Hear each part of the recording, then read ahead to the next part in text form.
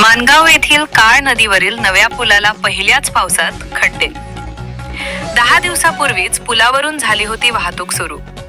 माणगाव येथील काळ नदीवर नव्याने बांधण्यात आलेल्या पुलावरून वाहतूक सुरू होऊन अवघे 10 दिवस झाले असतानाच पहिल्याच पावसात या पुलावर खड्डे पडण्यास सुरुवात झाली आहे. त्यामुळे पुलाच्या कामाबाबत नागरिकांमधून संताप व्यक्त केला जात आहे.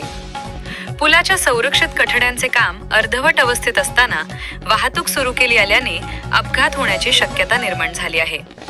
त्यासाठी हा रस्ता तात्काळ वाहतुकीसाठी बंद करावा व कामाची चौकशी करावी अशी मागणी माणगाव नगरपंचायतच्या नगराध्यक्षा शर्मिला सुर्वे यांनी केली आहे.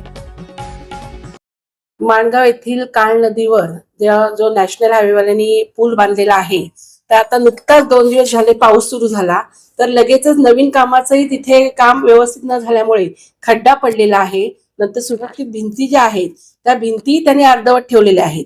त्यामुळे तिथे अपघात होण्याची शक्यता आहे, कारण तो मुळात अपघाती क्षेत्र आहे आणि त्यात तिथे सुरक्षित भिंत न बांधल्यामुळे गाडी नदीत जाऊ शकते किंवा येणारे जाणारे ज्या शाळा आहेत, तिथून कॉलेजेस आहेत, त्या मुलांचे सुद्धा तिथे अपघात होऊ शकतात. त्यामुळे तिथला जो रस्ता आहे तो तिथे बंद करावा अशी आमची मागणी आहे.